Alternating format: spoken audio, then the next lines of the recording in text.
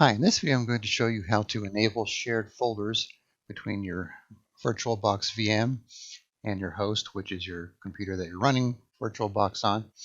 And what this will do, it will allow you to copy files between your host and your guest or your VM.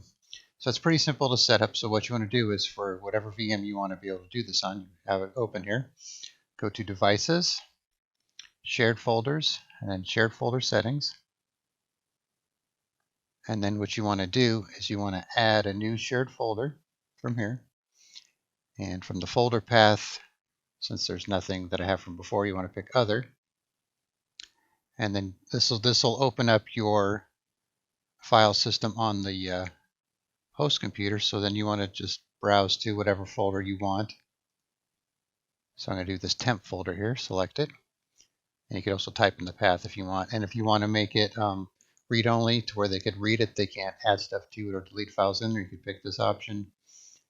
And you could also have it be permanent if you want to do that as well, and automatically mount it if you want. So we're going to click OK to that, and then click OK. So now when we go to our VM, we open up File Explorer there, and you'll notice we have a mapped drive here called temp, which is the shared folder. And if I go in there, there's the two files I have in the temp folder. And if I look on my host computer here, I have these two files as well. Create a new file.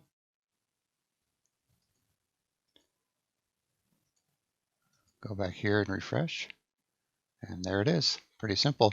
And another thing you do too, if you want to be able to drag and drop, if you go back here and you go to drag and drop, it's disabled by default. So you could have it do host to guest, guest to host, or bi-directional, which means you do both ways. So if I enable that, and let's say I go to somewhere else, let's say I want to copy this file here, I could just drag it over and let go, and then it copies it, and then I could go the other way if needed. So basically two ways, both of them you get from the devices menu, shared folders and drag and drop. It's like I said, in the shared folders, you could have multiple shared folders if you want. Each one will make a new drive letter for it. And so you could just configure that as needed. All right, simple as that. Thanks for watching.